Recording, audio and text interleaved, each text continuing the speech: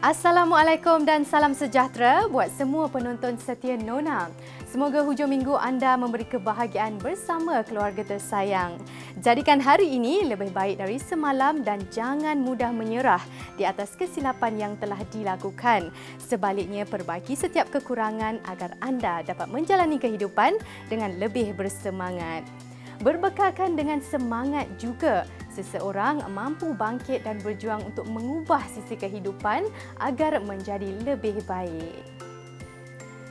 Dengan perkongsian menarik sepanjang 1 jam ini, semoga ia dapat memberi kebaikan dan manfaat. Kerana Nona, inspirasi wanita buat semua.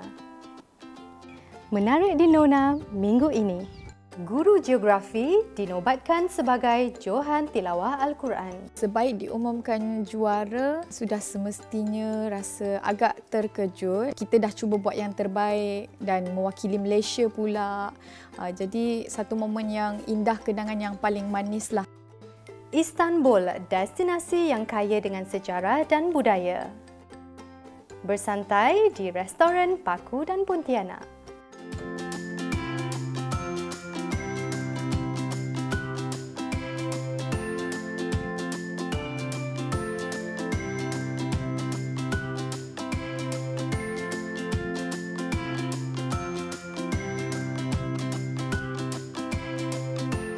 Cintanya terhadap Al-Quran bermula sejak usia remaja lagi.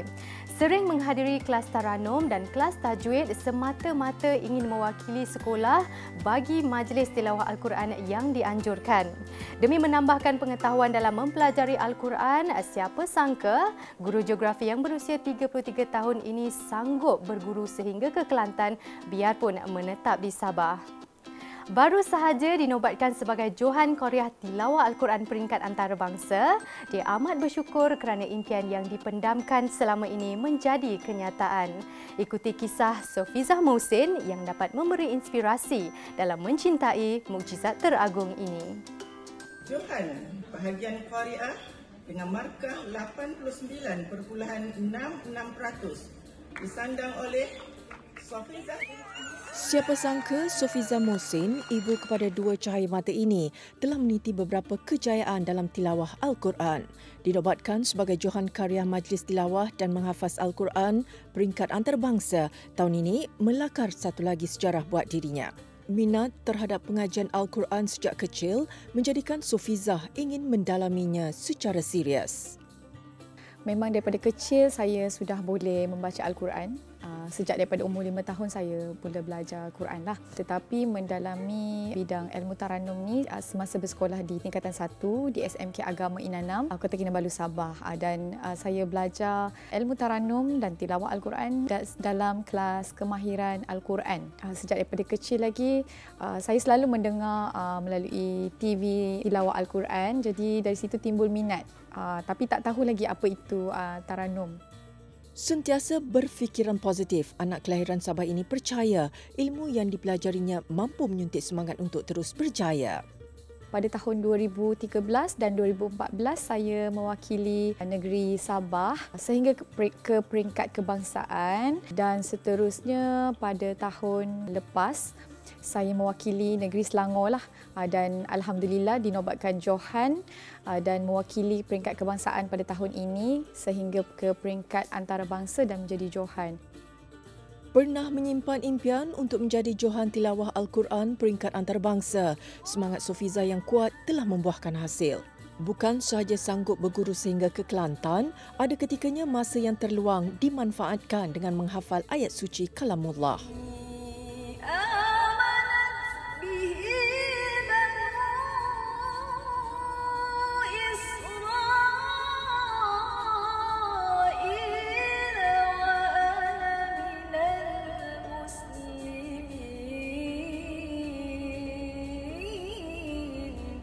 Sebaik diumumkan juara, sudah semestinya rasa agak terkejut dan rasa sangat gembira, rasa sangat terharu dan bersyukur kerana ibarat segalanya telah dilepaskan. Macam kita dah cuba buat yang terbaik dan mewakili Malaysia pula. Jadi satu momen yang indah, kenangan yang paling manis lah dalam hidup saya. Meskipun Sofizah sibuk menjalankan tugas sebagai seorang pendidik, dia bijak menguruskan masa serta menggalas tanggungjawab sebagai seorang ibu dan juga isteri. Keluarganya turut menzahirkan rasa syukur dengan kejayaan Sofizah. Jadi apabila dia dari kecil dia memang sudah dididik dengan membaca Al-Quran. Kemudian seterusnya dia teruskanlah pengajian dia sampai ke peringkat yang terakhir ini. Makcik sungguh bangga, sungguh bersyukur. Bersyukur sangat-sangat. Lebih-lebih lagi dengan kepada yang pencipta kita. Apabila isteri saya terpilih ke peringkat antarabangsa, secara jujurnya lah, saya terkejut dan rasa bangga kerana isteri saya, dia dinobatkan Johan Tilawah Al-Quran peringkat kebangsaan pada tarikh lahir saya, 17 bulan Jun. InsyaAllah saya takkan lupakan hadiah terhebat itu. Bagi Sofizah, dia tidak akan pernah berhenti daripada mempelajari ilmu agama dengan lebih mendalam. Okey, harapan saya selepas ini adalah saya boleh terus istiqamah dalam mempelajari lagi ilmu Al-Quran. Bukan sebab saya join tilawah ni pun sebenarnya bukan semata-mata untuk Johan sahaja, tetapi untuk ilmu lah. Jadi saya harap saya terus istiqamah dan terus mencari guru, terus bertalaki, dan dalam masa yang sama selepas itu saya berhasrat dapat sharing kepada orang ramai dan juga bagi sesiapa yang nak belajar tu, mungkin satu hari nanti saya nak membuka pengajian Akademi Al-Quran, insya-Allah. Al-Quran merupakan panduan dan rujukan terpenting bagi umat Islam dalam segenap aspek kehidupan. Amalan membaca, memahami dan mengamalkan kalam Allah boleh menjadi inspirasi dan pemangkin semangat bagi masyarakat Islam untuk mencapai kecemerlangan di dunia dan akhirat. Semoga kisah kejayaan wanita hebat ini boleh dijadikan inspirasi kepada kaum wanita agar terus bersemangat untuk mendalami kitab suci Al-Quran. Semangat juang yang ada pada diri Sofizah wajar dijadikan contoh.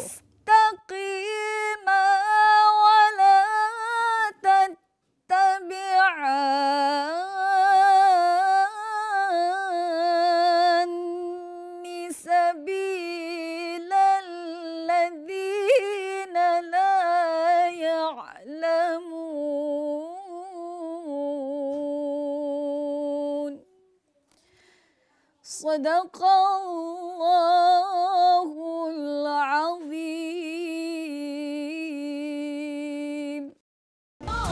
Nona zaman sekarang bukanlah calon-calon orang. Nona zaman sekarang bukanlah calon-calon orang.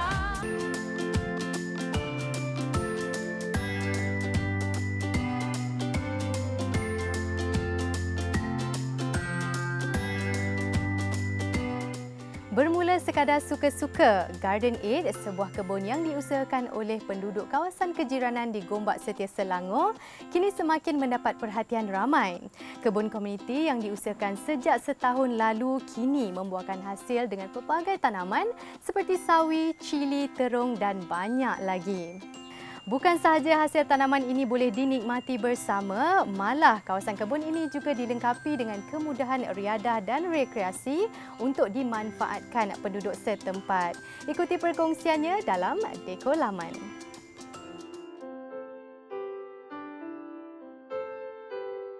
Indahnya suasana, sejuk mata memandang. Mungkin ini gambaran pertama tatkala bertandang ke kebun komuniti Garden Aid ini. Siapa sangka ia sebenarnya adalah lorong di belakang rumah yang diubah menjadi sebuah kebun yang indah. Ia bermula daripada rumah kami di mana kita mula bercucuk tanam masa PKP yang awal Mac 2020. Jadi daripada situ kami mula menanam dan kami memenangi anugerah kejiranan hijau 2021 dengan mendapat tempat kedua untuk kategori individu. Dan daripada situlah kami mula mengembangkan konsep yang kami terapkan, iaitu kebun kejiranan lestari kepada lorong belakang rumah kami, dan seterusnya jiran-jiran yang lain berminat untuk sama-sama membangunkan kebun. Dan dari situ untuk fasa pertama sebanyak 8 buah rumah bergabung dan kami namakan Garden Aid kerana ia melibatkan 8 buah rumah. Bermula dengan hanya 8 buah kediaman, kini ia telah melebar hingga ke 36 buah rumah. Lorong belakang yang pada asalnya suram kini ceria dengan tumbuhan menghijau dan bunga yang berwarna-warni. Kita banyak buat berbagai aktiviti bersama dan apa yang kita dah buat ialah kita transformkan lorong belakang yang dahulunya terbiar, suram dan agak berbahaya juga sebab memang tak pernah diberi perhatian kepada sebuah kebun dan juga taman.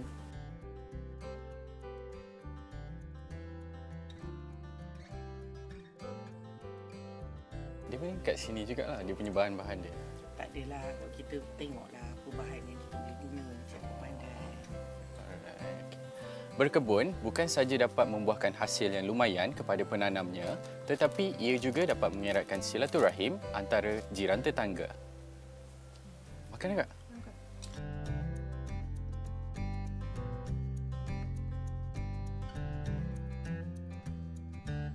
Bagi mengindahkan lagi kawasan di lorong belakang, Garden Aid sedang dalam perancangan untuk melebarkan kawasan kebun mereka dengan penambahan 11 lagi buah rumah.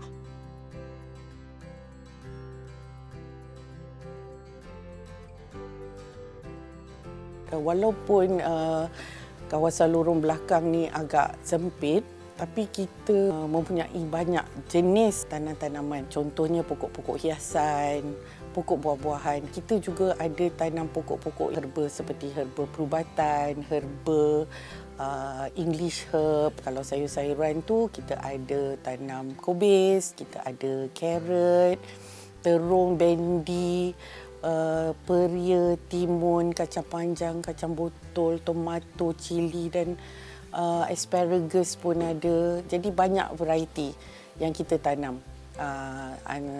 Maksudnya kita tanam apa yang kita nak makan. Dekorasi di kebun komuniti ini juga menyelahkan lagi keunikannya dan yang lebih menarik, ia dijaga dan diusahakan bersama-sama secara bergotong royong agar sentiasa berada dalam keadaan yang baik dan tersusun. Kita sebenarnya untuk Garden Aid ni kerana dia bukan macam kebun komuniti yang lain. Dia agak unik kerana dia berada di lorong belakang rumah. Jadi masing-masing mempunyai plot masing-masing untuk dijaga.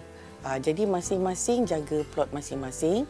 Tetapi kalau macam katakan rumah kosong atau warga-warga komuniti yang bekerja contohnya yang tidak mempunyai masa untuk menengok kebun dia orang, jadi kita sama-sama membantu, tolong-menolong antara satu sama lain. Jadi sebab secara majoritinya ramai yang dah bersara, jadi dia orang mempunyai lebih banyak masa. Dan kita sebenarnya kita tak ada jadual yang tetap. Tapi kita saling faham memahami. Jadi kita tahu kalau katakan ada rumah yang pergi bercuti, jadi kita tolong siramkan. Jadi kalau kita baja semua sekali. Jadi kita macam bertolak ansur lah, bekerjasama. Demikianlah indahnya apabila kita bermaufakat bersama jiran setempat. Hubungan sebelumnya yang mungkin dianggap biasa sahaja, kini berubah menjadi semakin erat dari hari ke hari.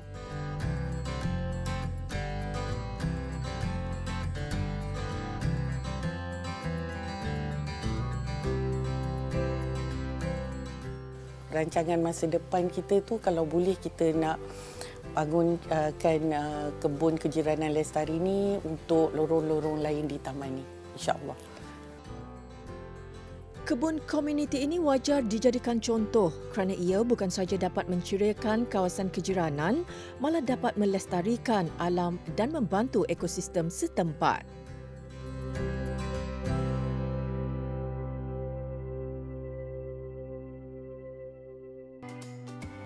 Gigi bersih, keyakinan terserlah. Mulakan hari anda dengan senyuman yang menawan. Nak tahu bagaimana untuk mendapatkan gigi yang cantik dan sihat? Jangan lupa saksikan Hello Dr. Gigi setiap Isnin jam 10.50 malam bermula 14 November di TV3.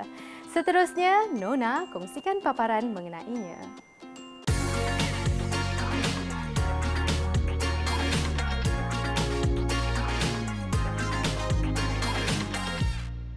Terima kasih kerana sudi bersama saya pada hari ini dan saya hos anda Zaim Zaini, dan hari ini kita akan membincangkan tentang isu yang ramai orang hidapi sebenarnya tentang gigi sensitif. Mungkin doktor boleh kongsikan secara ringkasnya apakah yang dimaksudkan dengan gigi sensitif? Maksud gigi sensitif adalah rasa ketidakselesaan atau nilu pada gigi. So, simptom gigi sensitif dia tak sama dengan cavity. Dia berbeza dari segi punca dan rawatannya. Apakah lagi yang boleh doktor kongsikan tentang gigi sensitif ini?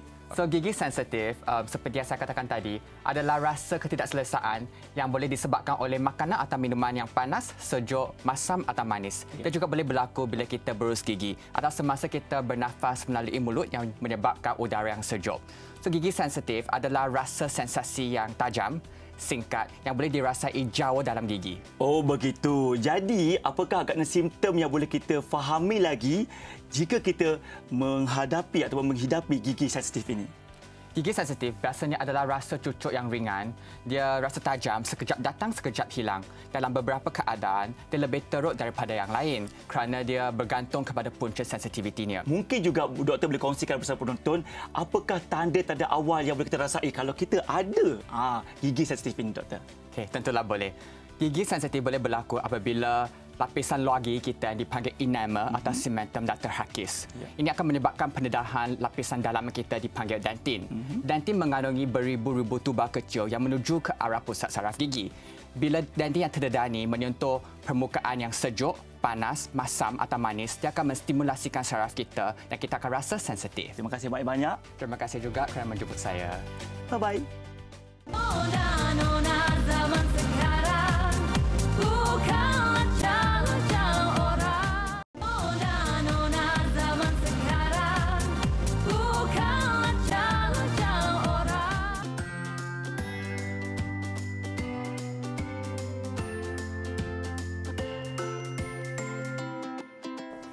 Mengetengahkan konsep dekorasi moden contemporary, kediaman 3 tingkat dengan 5 bilik tidur yang terletak di Taman Melawati ini menjadi lokasi pilihan Nona minggu ini.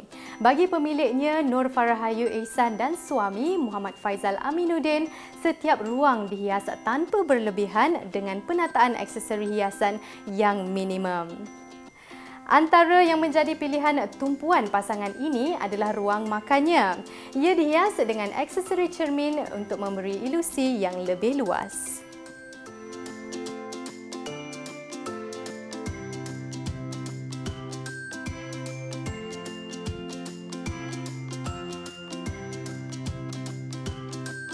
Inginkan kelainan dalam cita rasa masakan?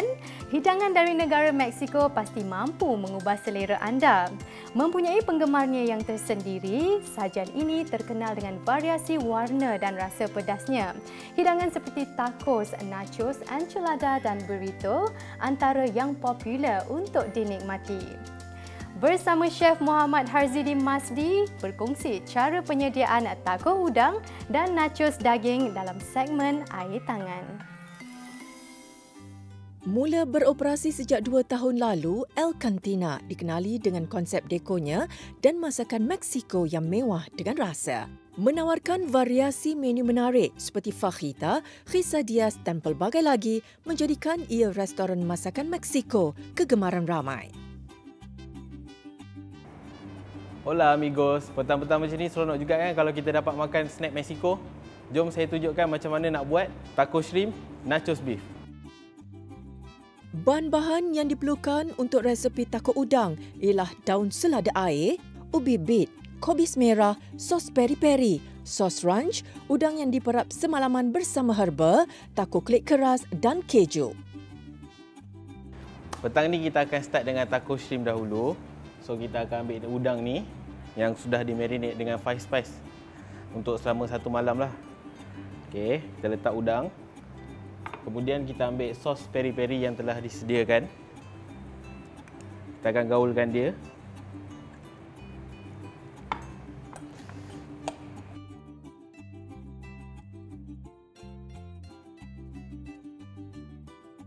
Okey, nampaknya udang kita pun dah sebati. So, mari kita masak dia dengan api yang perlahan dah.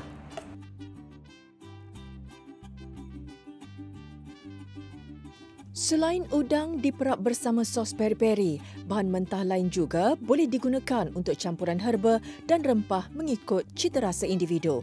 Bahan mentah yang telah diperap semalaman atau sekurang-kurangnya 1 jam ditumis dengan api yang perlahan sehingga garing.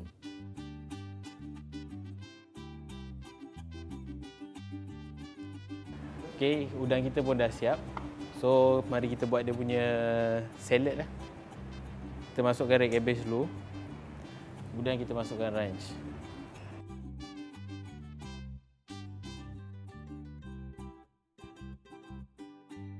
Selain red cabbage ni, kita boleh pakai romaine lettuce jugalah. Okey, salad kita pun dah sebati. So, lepas ni kita akan plating lah. Okey, mari kita plating. Kita akan mulakan dengan hard shell taco dulu. Kemudian first filling ni kita akan letak cheese. Boleh gunakan mozzarella cheese dengan white cheddar cheese. Lepas tu kita akan letak dia punya main udang lah.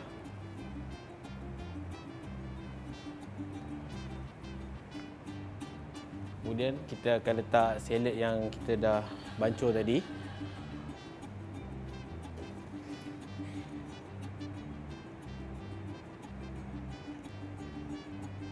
So kita letak dia punya topping watercress.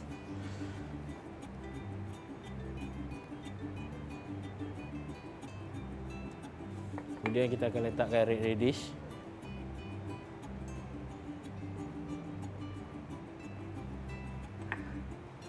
Okey, inilah taco shrimp kita.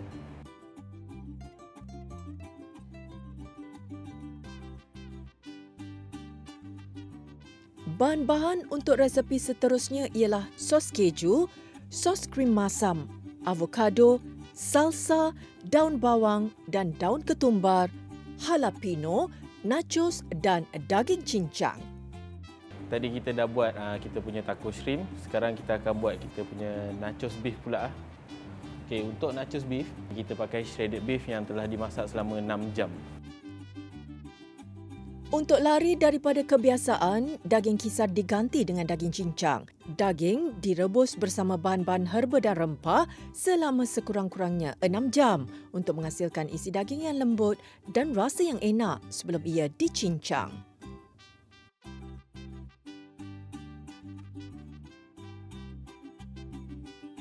Kita akan mula dengan kita punya nachos dahulu. Kemudian kita akan letakkan kita punya beef.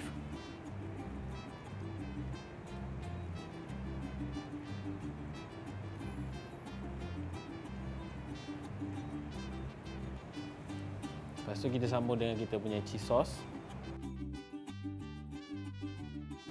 So ini kita punya sour cream.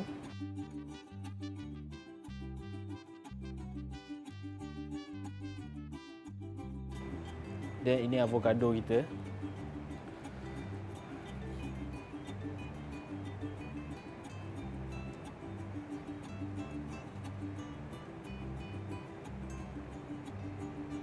Seterusnya salsa.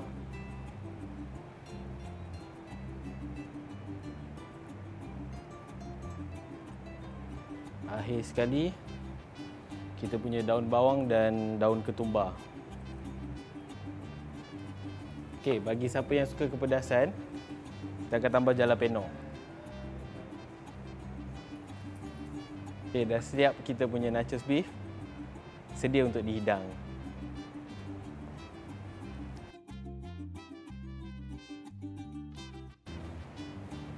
Selamat menjamu selera. Mudahkan resipi untuk hari ini? Anda pun boleh cuba di rumah. Snack ringan ini sangat sesuai dijadikan menu untuk minum petang bersama keluarga. Kini, menu masakan Meksiko sememangnya menjadi pilihan bagi pencinta makanan. Sesekali merasai suasana yang berbeza sambil menikmati hidangan masakan barat maupun sajian Melayu, sudah tentu ianya menjadi masa terbaik untuk diluangkan bersama yang tersayang.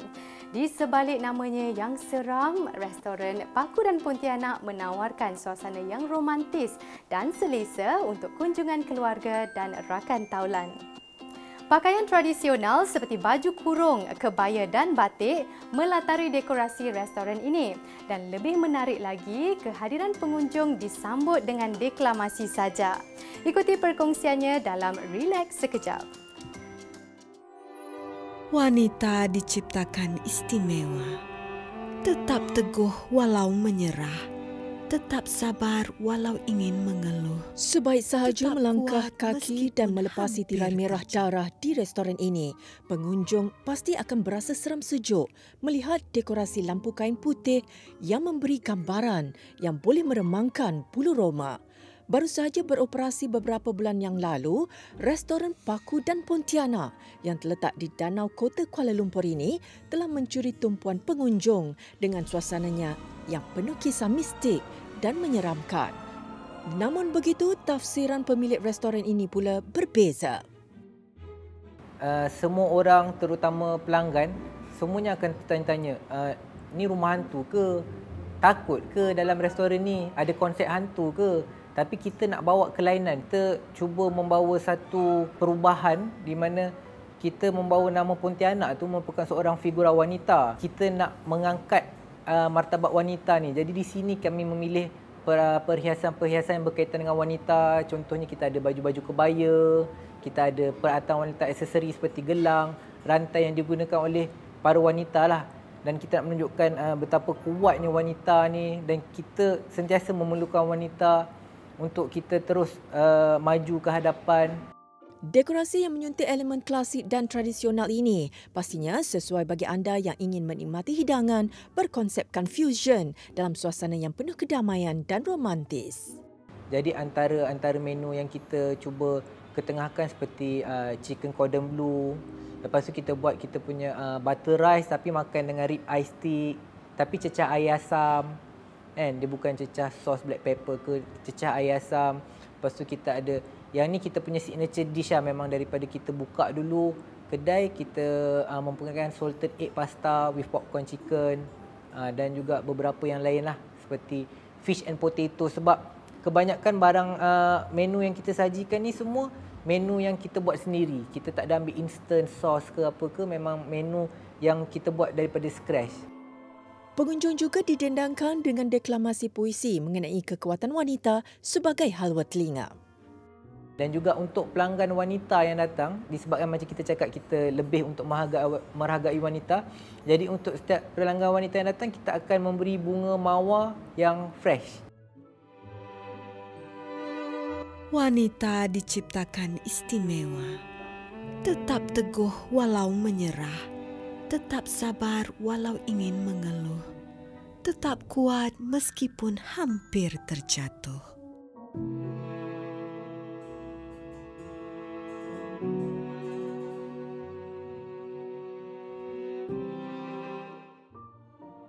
Sambil menikmati hidangan, pelanggan juga berkesempatan untuk merakam memori indah dengan mengambil gambar bersama keluarga maupun teman rapat yang boleh disimpan sebagai kenangan manis. Mula-mula, kita ada timbul banyak tanda tanya. Kenapa Paku dan Pontianak? Apa related Paku dan Pontianak tu dengan kedai makan?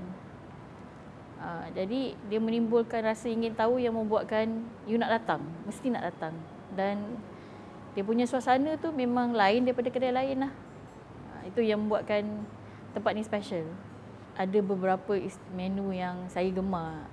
Sama dari segi nasi, western, dessert dia. So benda-benda tu yang rasa dia memang kena dengan tekak saya. Okay, saya dapat tahu Paku dan Pontianak ni dari media sosial. So saya buka scroll TikTok So tengok dia dah viral. So teringin lah nak tahu apa menu dia, tempat dia. So saya datanglah untuk mencuba. So first time saya datang sini, bila saya masuk je, saya dapat bunga ros. Tu first time lah dalam banyak-banyak restoran yang saya pergi. Restoran ni yang dia macam hargai perempuan. Dia tempat ni sesuai lah untuk semua golongan, daripada muda, tengahan, tua, sebab tempat dia relax. Restoran ini beroperasi dari jam 4 petang hingga lewat malam. Biarpun nama restoran ini memberi gambaran yang menyeramkan, tetapi suasana di dalam restoran ini sesuai bagi anda yang ingin merasai pengalaman menjamu selera dengan suasana yang romantis. Restoran yang menawarkan konsep berbeza dan memberi keistimewaan pada wanita ini pastinya menjadi pengalaman baru kepada pengunjung yang datang bertandang.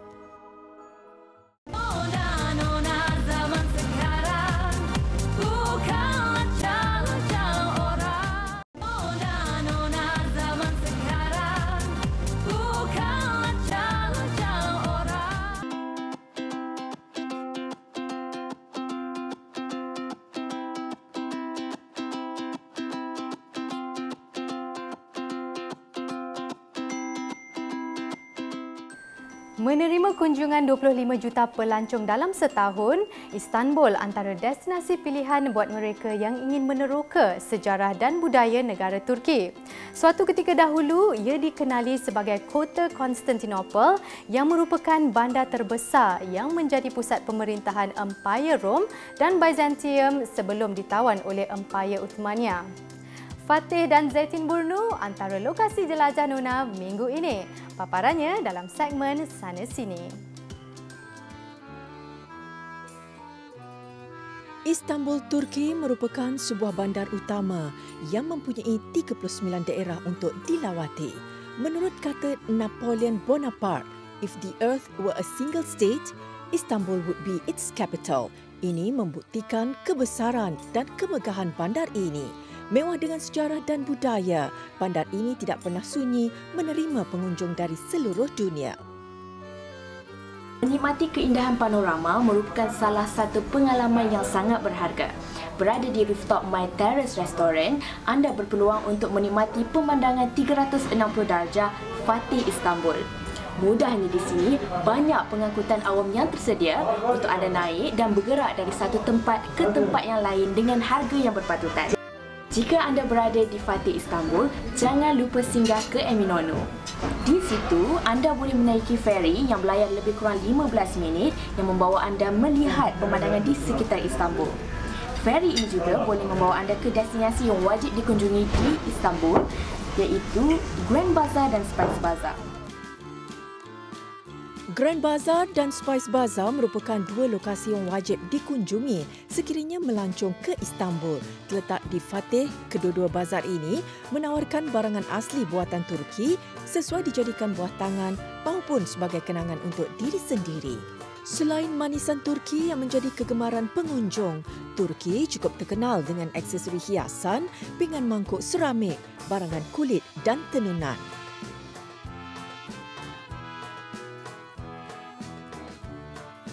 Berdekatan dengan JT, jangan lepaskan peluang untuk merasa makanan kegemaran tempatan iaitu sandwich ikan yang sangat segar bersama jeruk timun dan kubis serta donat yang rangup bersalut gula. Kalau anda nak tahu, roti merupakan makanan roji masyarakat di sini. Pesanlah masakan apa pun pasti dihidangkan bersama roti. Tak kisahlah makan pagi ke, tengah hari ataupun makan malam, pastinya roti. Macam anda lihat di sini, kita ada kofte iaitu hidangan berbola daging. Daging yang dicincang dicampurkan dengan rempah ratus dan dihidang bersama sayuran segar. Memang kebanyakan restoran di sini menawarkan menu yang lazat ini. Jemput makan! Tidak lengkaplah percutian anda di Istanbul jika anda tidak melawat ke Hagia Sophia dan Masjid Biru. Kedua-dua masjid ini merupakan kawasan tarikan pelancong dan tidak hairanlah jika setiap masa ratusan pelancong beratur untuk memasuki masjid-masjid ini walaupun seawal pagi. Namun, jika tibanya waktu solat, masyarakat dan pelancong Muslim diberikan kebebasan untuk memasuki kedua-dua masjid ini untuk menunaikan solat fardu. Masjid Biru atau dikenali sebagai Masjid Sultan Ahmed dibina antara tahun 1609 hingga 1616. Seni bina rekaan masjid yang dihiasi jubin biru yang dicat tangan menjadikan masjid ini sungguh unik dan turut tersenarai sebagai kawasan bersejarah Istanbul dalam tapak warisan dunia UNESCO pada 1985. Hagia Sophia yang dahulunya merupakan sebuah gereja kini menjadi masjid utama di Istanbul setelah hampir 500 tahun. Dikenali sebagai bangunan tercantik dan teragung di dunia, masjid ini direka oleh Isidore dan Anthemios.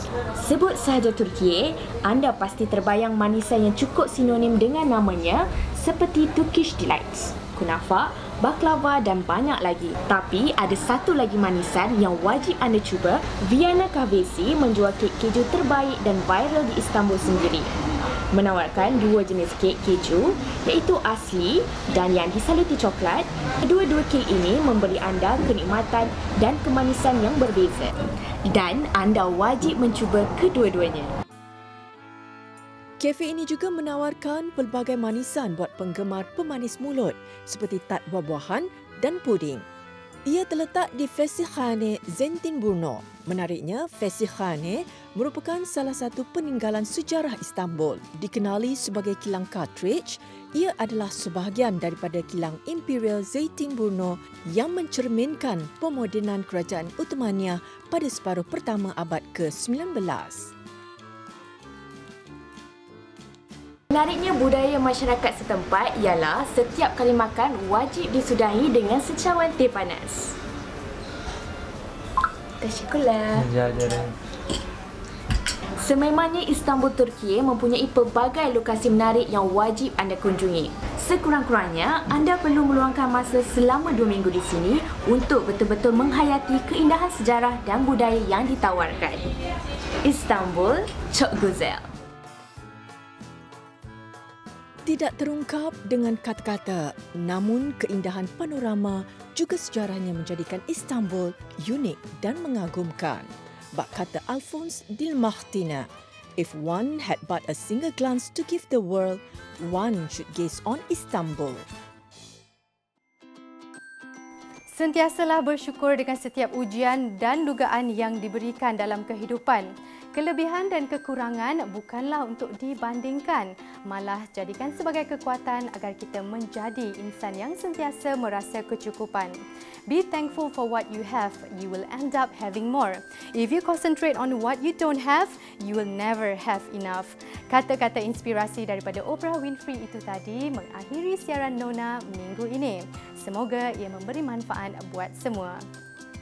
Jutaan terima kasih kepada pemilik kediaman pilihan Nona minggu ini di atas kesudian menerima kunjungan kami. Seperti biasa, layari laman Facebook, Instagram dan TikTok kami di TV3 Nona. Pastikan temu janji anda bersama kami di minggu hadapan. Nona, inspirasi wanita buat semua. Assalamualaikum, jumpa lagi.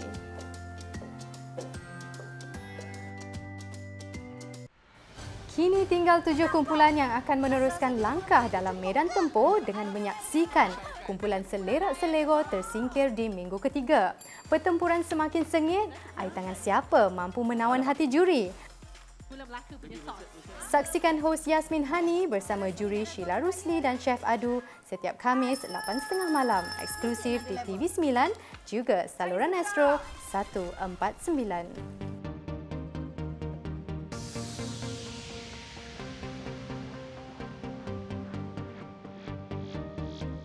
Sri Kandi masa kini yang bekerja ya juga ibu dan istri, cabaran ditanya